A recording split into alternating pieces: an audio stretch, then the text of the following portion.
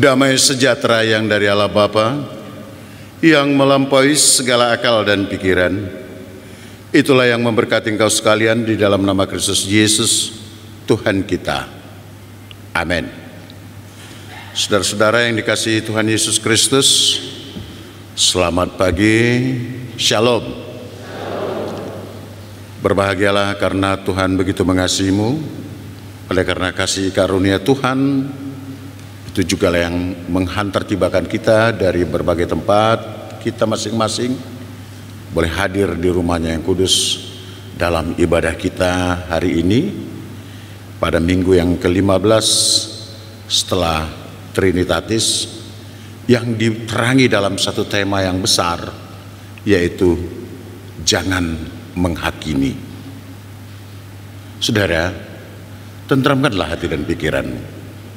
Mari terarah kepada firman Tuhan yang diambil dari surat Rasul Paulus kepada jemaat yang di Korintus, suratnya yang pertama, pasal yang keempat ayat 1 sampai 5. Saya baca buat kita sekalian. Dengarkanlah firman Tuhan. Tuhan adalah satu-satunya hakim. Demikianlah hendaknya orang memandang kami sebagai hamba-hamba Kristus yang kepadanya dipercayakan rahasia Allah, yang akhirnya dituntut dari pelayan-pelayan yang demikian ialah bahwa mereka ternyata dapat dipercayai. Bagiku sedikit sekali artinya, entahkah aku dihakimi oleh kamu atau oleh suatu pengadilan manusia. Malahan diriku sendiri pun tidak kuhakimi, sebab memang aku tidak sadar akan sesuatu, tetapi bukan karena itulah aku dibenarkan. Dia yang menghakimi aku ialah Tuhan. Karena itu, janganlah menghakimi sebelum waktunya, yaitu sebelum Tuhan datang. Ia akan menerangi juga apa yang tersembunyi dalam kegelapan, dan dia akan memperlihatkan apa yang direncanakan dalam hati. Maka tiap-tiap orang akan menerima pujian dari Allah. Sampai di sana pembacaan firman Tuhan. Saudara-saudara yang dikasihi Tuhan Yesus, tentu kita semua tahu dan mengerti apa itu hakim, ya kan? Apalagi waktu marak-maraknya persoalan saudara kita Tuan Peter apa tadi? Tuan Sambo ya. Wah, kita melihat, itu hakimnya hebat kan gitu. Nah, kita merasa bahwa kita sangat menanti-nanti akan satu keputusan, kira-kira hakim ini ngomongnya apa nanti, diputuskan bagaimana nanti. Maka hakim itu adalah seorang pejabat umum yang diberikan wewenang untuk mengadili dan memutuskan satu perkara. Cuman persoalannya adalah, apakah keadilan ada di dunia ini? Mungkin seperti adil atau seolah-olah adil, ya ada. Ya, kalau keadilan itu mungkin sangat relatif sekali, tergantung kepuasan. Kalau kita sedang merasakan terlibat dalam satu perkara misalnya kan, lalu kita mendapatkan bahwa hakim memutuskan sesuatu yang memberatkan lawan perkara kita, waduh, memang benar Tuhan menjawab doaku, diberikan keadilan, ya kan gitu. Tapi kalau tidak, ya kan gitu, kira-kira marah-marah kan, demon dan sebagainya. Nah ini, jadi memang itulah relatif sekali, dan kadang-kadang juga mungkin ya subjektif ya. Tapi kita tidak ingin menggugat pekerjaan hakim, tetapi kita percaya dan kita berdoa kiranya para hakim yang diberikan wewenang di tengah-tengah dunia ini, para petugas-petugas hukum, mereka dipakai Tuhan menjadi alat yang baik untuk kemuliaannya. Setuju ya? Setuju? Oke. Maka hakim, dan kemudian minggu kita ini adalah dikatakan jangan menghakimi. Berarti ada satu kata kerja di sana, menghakimi. Menghakimi yaitu mengadili.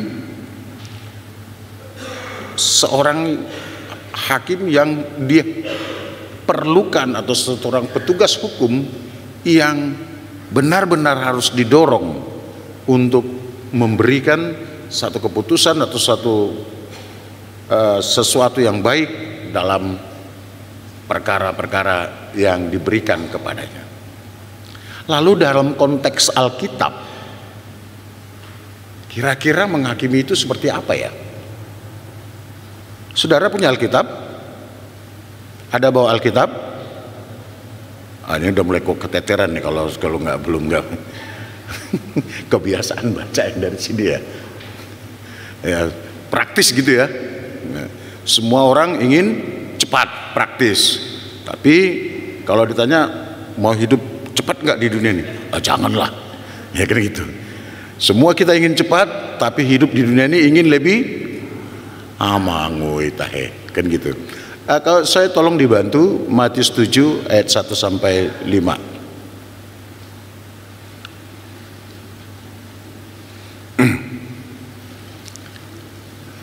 Saudara dari adik-adik kami dari IT udah bisa?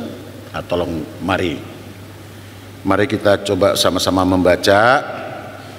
Ya mungkin kita akan lebih diterangkan, dicerahkan kalau kita membaca itu dari Alkitab. Ini kata Tuhan Yesus, bukan kata pendeta Sitanggang ya. Mari kita membacanya secara bersama-sama dengan tenang dan tegas. Siap? 1, saya hitung dulu, jangan cepat-cepat. 1, 2, ya.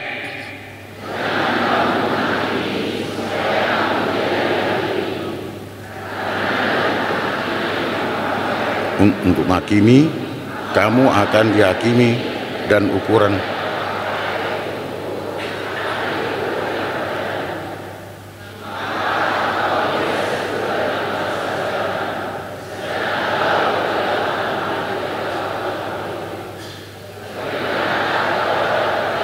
oleh saudaramu.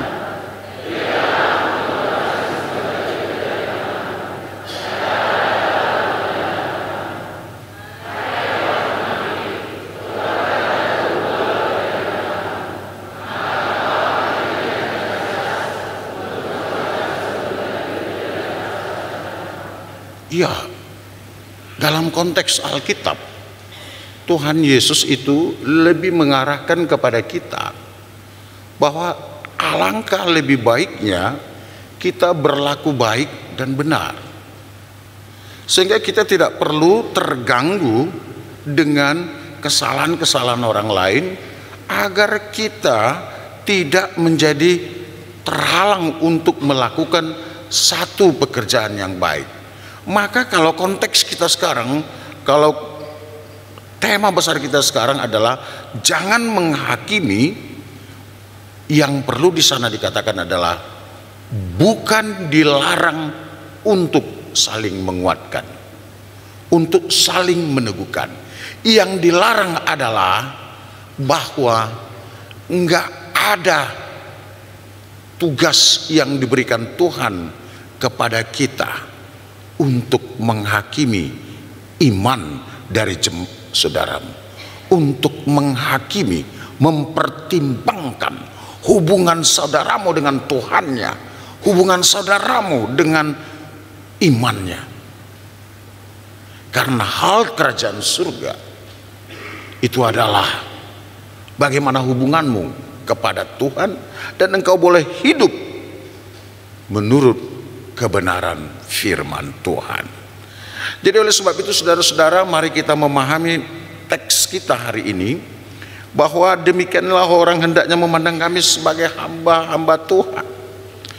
Kita melihat bahwa konteks dari jemaat Korintus sesungguhnya adalah jemaat yang sedang terpecah. Mereka kurang mengakui kerasulan daripada Paulus, sehingga mereka lebih memilih Apolos atau Kefas. Nanti kita baca di dalam pasal 1 Korintus pasal 3 itu jelas sekali.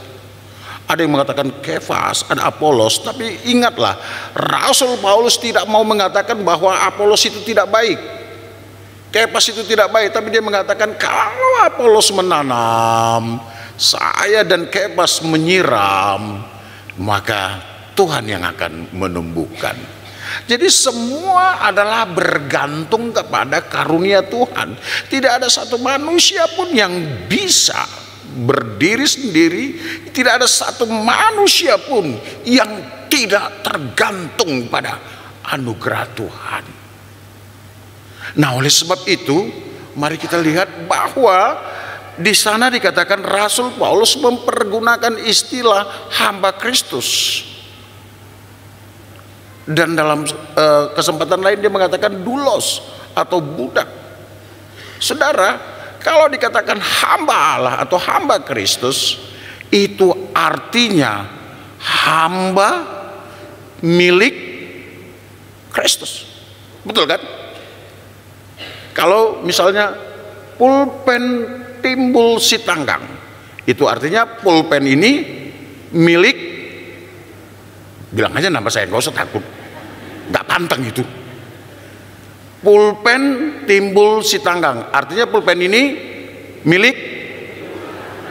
Nah itu, kalau hamba Allah, itu hamba itu milik siapa? Milik Allah. Hamba Allah, hamba yang sudah merdeka. Nah, persoalannya adalah jemaat merasa bahwa hamba Allah itu adalah milik mereka. Dan itu yang terjadi. Ketika saudara merasa bahwa hamba Tuhan, hamba Allah itu adalah milikmu, maka engkau ingin sekali untuk mengaturnya. Ingin sekali untuk mengatakan bahwa kamu harus begini, kamu harus begini, kamu harus begitu. Gitu? Ya kan?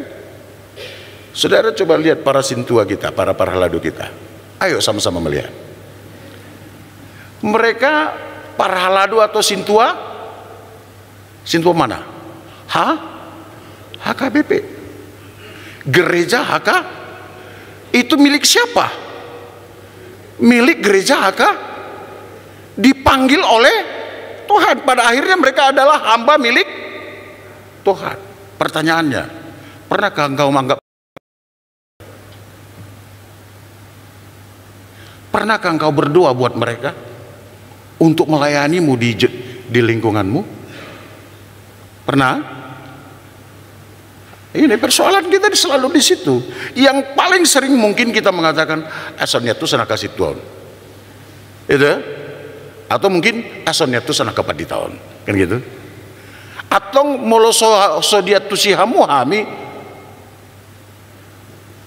siapa yang mengangkat tusihamu? Dengan orang nanti kos akap hamba Tuhanon, atau isi nanti kos. Jadi saudara-saudara yang dikasih Tuhan Yesus, marilah kita berperilaku dan memperlakukan bahwa sesungguhnya hamba Allah itu adalah hamba milik Allah. Dan pada akhirnya itu bukan soal tohonan, itu bukan soal tugas-tugas di gereja. Pada akhirnya, siapakah milik Allah seutuhnya? Saudara dan saya adalah milik Allah. Benar atau enggak? Apakah saudara boleh mengatakan bahwa saya bukan milik Tuhan, saya milik Apalagi orang yang sedang mau menikah ya, lagi hangat-hangatnya cinta mereka. Oh bukan, aku nggak milik siapa-siapa, aku milikmu bang, gitu ya. Itu, nggak bisa. Bapak ibu milik siapa? Milik Tuhan. Coba lihat kiri kanan, sambil katakan, kamu dan aku milik Tuhan. 1, 2 ya.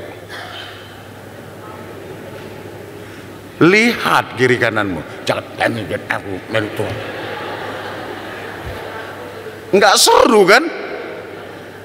Saling menataplah, saling melihat. Karena yang perlu bicara itu sebetulnya paling pertama itu tatapan mata kita kan? Karena dari mana datangnya cinta? Allah, itu kan keren kan? Coba saling menatap, katakan, kamu dan aku adalah milik Tuhan.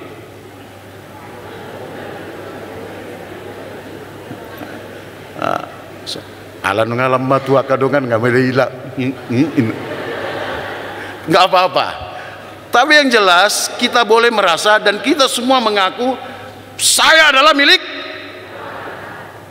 Kalau saudara dan saya adalah milik Tuhan, berarti saudara dan saya adalah hamba. Apa tugas hamba? Tugas hamba adalah mengikut dan mematuhi tuannya. Benar? Tidak ada seorang hamba yang bisa bertindak suka-sukanya, ya kan? Tidak ada seorang hamba yang bisa mengambil keputusan untuk tuannya, itu. Dan oleh sebab itu pengabdianmu, pelayananmu, katakanlah perwujudan imanmu, engkau tidak boleh melakukan sesuka-sukamu. Kalau saya buat begini itu pasti untuk kemuliaan Tuhan. Dia enggak. Setiap hamba itu akan sangat terikat kepada tuannya. Dan saudara dan saya adalah terikat kepada Tuhan, kepada sang pemilik kita. Siapakah pemilik kita? Tuhan Yesus. Kenapa? Karena kita sudah ditebus dengan darahnya yang kudus. Maka dalam perjalanan romansa kehidupan atau romantika kehidupan kita dengan Tuhan kita, dalam persekutuan kita dengan Tuhan kita, kita boleh mengatakan hatiku milikmu, kan gitu, dambaanku, ya. Dan aku tidak bisa semau-mauku hanya untuk melakukan pekerjaanku. Karena apa? Karena aku harus mendengar suaramu, ya kan? Ya. Maka para hamba-hamba Tuhan yang ada di sini terbiasalah mendengar suara Tuhan. Lalu ketika engkau sudah terbiasa mendengar suara Tuhan, maka engkau akan mendengar petunjuknya. Apa yang engkau lakukan? Untuk kebaikan dan kemuliaan Tuhan. Karena tugas dan panggilan kita di bumi milik Allah. Sekali lagi, kita hidup di bumi milik Allah. Tugas dan kewajiban kita adalah untuk memuliakan namanya.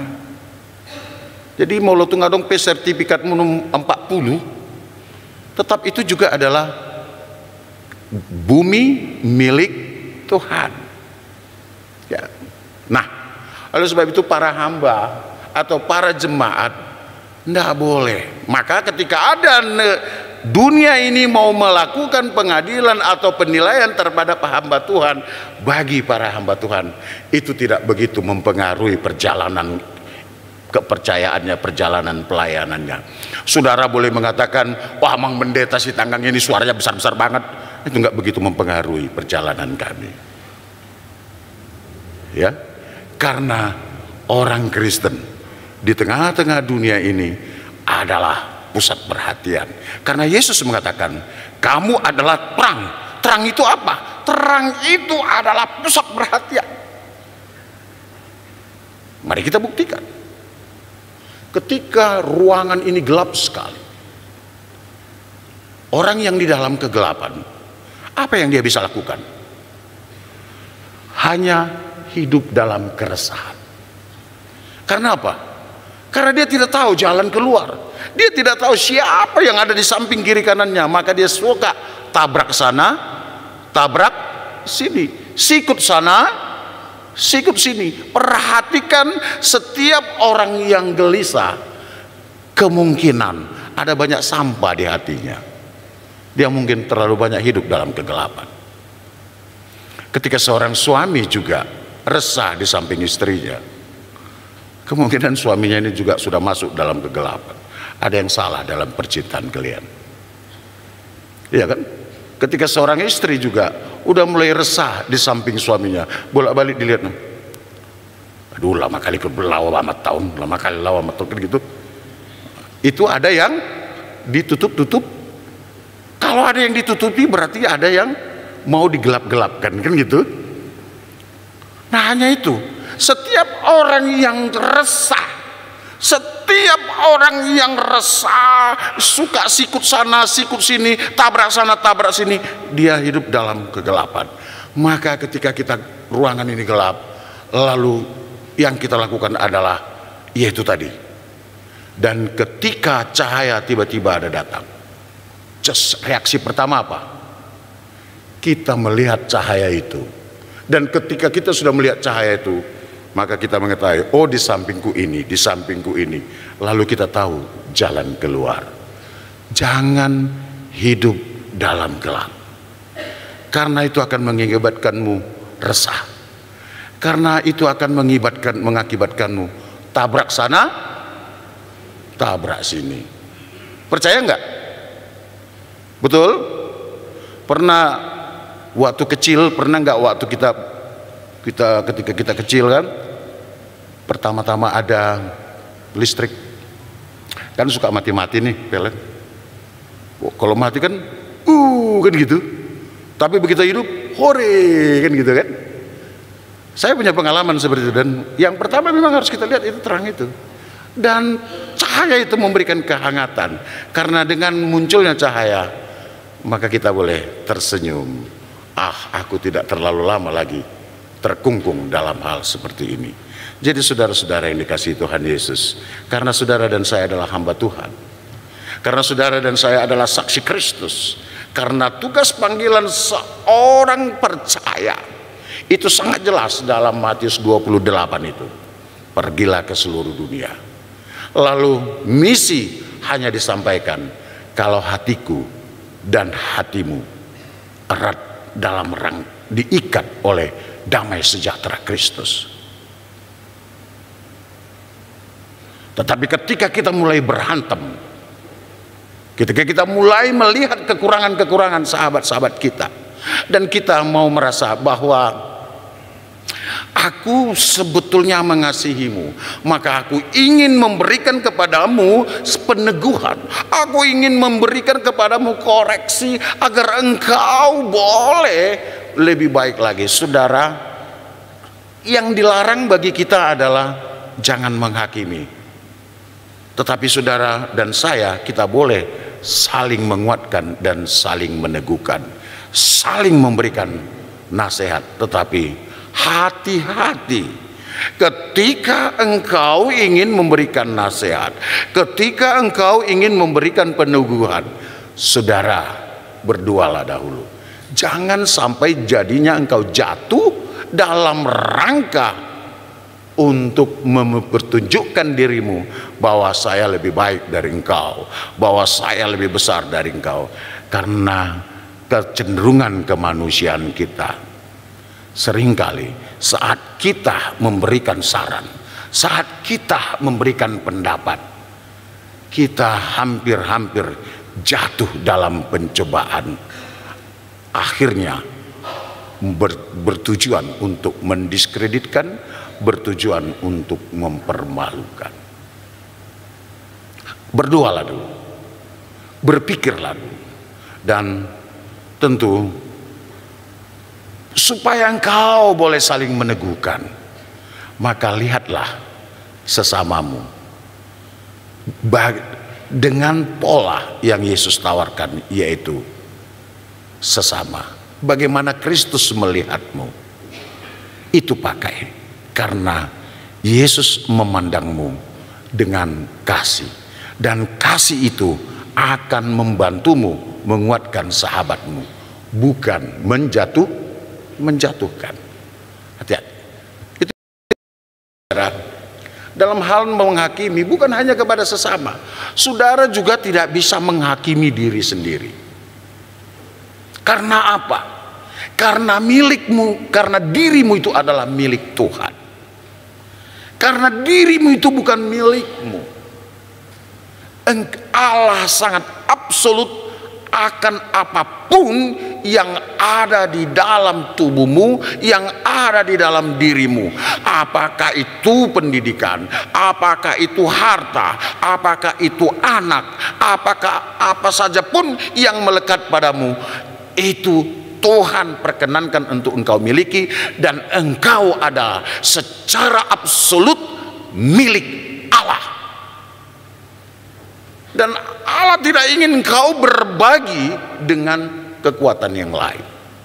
Allah tidak ingin engkau berbagi penyembahan, berbagi kemuliaan dengan hal-hal yang sangat fana di dunia ini.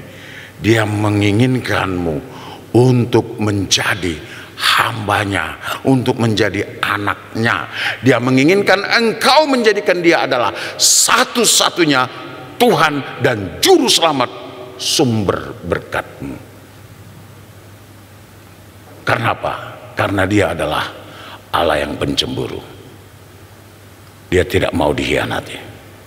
Betul? Sedangkan kita manusia tidak ingin dikhianati, ya tak? Apakah ada saudara, para istri pernah berdoa, Tuhan, karena masih ganteng suamiku ini, izinkanlah dia untuk berselingkuh? Pernah? Tidak ada kan? Karena kalau kita tahu itu sakitnya itu di mana? Sakitnya itu di sini. Tari lui-lui, Pak, kan gitu. Jadi jangan pernah berselingkuh dari Tuhanmu. Tetaplah dalam kebenaran firman. Saudara, ada banyak orang yang terkadang dia nggak sadar. Ketika dia mau terjebak dalam satu keputusan yang mungkin menurut dia salah, yang mungkin menurut dia kurang baik, dia selalu menghakimi dirinya. Aku manusia nggak berguna. Lalu dia jatuh dalam percobaan, dan akhirnya jatuhnya dia marah-marah pada Tuhan. Saudara, dalam perjalanan kehidupan orang percaya, tidak pernah kehidupan kita ini terus berhasil. Ternyata ketika kita membaca riwayat Thomas Alva Edison, seorang ahli yang pernah menciptakan lampu dan yang sampai sekarang berpijar menerangi kita sampai sekarang, dia melakukan percobaan itu dan mengalami kegagalan sebanyak 9.900 kali dia gagal. Tapi dia tidak pernah mengatakan bahwa itu kegagalan. Hanya dia mengatakan mungkin caranya kurang tepat. Kan gitu ya? Dan ketika engkau terjebak pada sesuatu yang mungkin menurutmu engkau salah mengambil keputusan, menurutmu engkau salah dalam menetapkan perjalanan hidupmu, nggak usah marah-marah sama kiri kanan, nggak usah marah-marah kepada Tuhanmu. Dan ketika engkau menyadari ada saudaramu yang kurang menurut standar pemikiranmu, ingat, mungkin caranya yang kurang, kan gitu, belum tepat. Maka mari bersama-sama berdoa supaya kita sesegera mungkin dengan tuntunan Roh Kudus menemukan cara yang tepat untuk keluar dari kekekalan. Karena apa? Karena sampai kapanpun Tuhan tidak akan pernah meninggalkanmu. Persoalannya yang ada adalah kita yang suka meninggalkan Tuhan. Nah, saudara-saudara, maka akhirnya saya ingin mengatakan kepada kita, Ingatlah, saudara dan saya dan semua para hamba-hamba Tuhan ini, kita adalah hamba yang berdosa. Benar? Apakah ada di antara kita yang berkumpul sekarang di sini yang sedang beribadah dapat mengatakan, saya tidak pernah melakukan dosa? Adakah kita yang boleh mampu menyaksikan kini di sini di hadapan Tuhan, di sidang jemaat ini, mengatakan, saya tidak pernah berbohong? Apakah saudara sanggup mengatakan bahwa mata saya tidak pernah melihat sesuatu yang salah? Tidak ada. Saudara dan saya adalah sosok hamba yang masih berdosa. Tetapi puji Tuhan, kabar baiknya adalah bukan karena dosamu engkau boleh datang ke sini, tetapi dosamu dikalahkan oleh anugerah Tuhan. Oleh sebab itu, saudara-saudara para pendosa-pendosa yang sekarang ada di sini, saudara dan saya, kita semua adalah pendosa yang ada di hadapan Tuhan. Kita sangat bergantung kepada apa? Pengampunan. Kalau saudara dan saya adalah sosok-sosok orang yang diampuni, lalu apa yang mau kita buat untuk menghakimi? Ya kan? Kalau saudara masih berdosa, masih belum bisa menjamin dirimu bahwa setelah ibadah ini tidak akan melakukan dosa, maka yang kau butuhkan adalah berdoalah. Tuhan, kuatkan dan mampukan aku sekuat-kuatnya untuk hidup dalam kebenaran firman. Mari kita saling meneguhkan. Maka akan lebih baik daripada kita untuk mencela sahabat kita, daripada engkau mencela orang lain, lebih baik mari kita menghidupi kebenaran firman Tuhan dan mengusahakan diri kita agar menjadi saluran berkat bagi banyak orang, dan kita boleh menjadi kemuliaan bagi Tuhan. Hindari untuk mendiskreditkan sahabatmu. Hindari untuk menjatuhkan wibawa sahabat. Tetapi mari kita bersama-sama berdoa kepada Tuhan, berilah dia pertolongan, berilah aku pertolongan. Ya, saudara-saudara yang dikasihi Tuhan Yesus, maka pada akhirnya saya mau mengatakan, firman ini mau menyatakan, ya, sebagaimana yang disampaikan dalam ayat 5, bahwa saudara, coba tolong kita buka lagi Alkitabnya, kita baca ayat 5 secara bersama-sama. Tolong dibantu adik kami dari multimedia.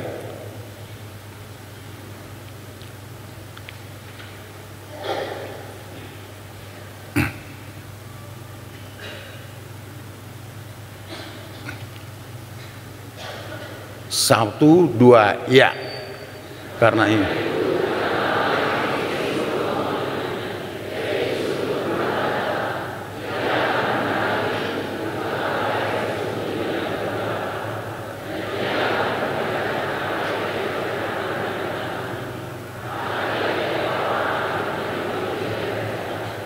akhirnya kita tiba pada satu kesimpulan dan pesan yang sangat bernas dari nats ini. Jangan mendahului Tuhan. Jangan. Jangan pergunakan pulpenmu. Jangan pergunakan kehebatanmu untuk menghakimi sahabat. Jangan bertindak yang tidak baik di luar dari kepatutan yang Tuhan tetapkan. Penghakiman itu akan datang. Saudara dan saya akan dihakimi, tetapi hakimnya bukan dirimu, bukan saya. Penghakiman itu datang. Hakimnya bukan orang-orang yang diampuni ini. Hakimnya siapa? Siapa? Kenapa takut mengatakan us-us-us-nam? Penghakiman itu akan datang. Siapa yang menjadi hakim di antara kita? Tuhan. Hanya Dialah yang menghakimi kita. Jangan mendahului Tuhan. Kita akan dihakimi. Dan pada akhirnya, apa yang terselip juga di hatimu, di dalam kegelapan yang engkau rencanakan, itu juga akan dibongkar habis. Ketika engkau mungkin memberikan nasihat, ketika engkau mungkin memberikan, seolah-olah memberikan peneguhan dan kekuatan, apapun motivasimu yang ada di dalam hatimu, itu akan dinyatakan. Karena tidak ada satupun yang bisa tersembunyi di hadapan Tuhan. Mari saudara-saudara yang dikasihi Tuhan Yesus, kita lebih baik menyerah ke dalam tangan Tuhan, lebih baik menghidupi kebenarannya, dan lebih baik menjadi berkat untuk banyak orang dan untuk kemuliaan Tuhan, daripada kita mendahului Tuhan. Karena penghakiman itu datang, hanya Dia yang tahu. Hakimnya bukan dirimu dan bukan diriku, tapi Dia akan memberikan pujian bagi kita, memberikan hormat atau memberikan berkat dan anugerah pada kita ketika Dia setuju melihat pelayananmu, melihat perbuatan baikmu, dan Dia akan memberikan pujian.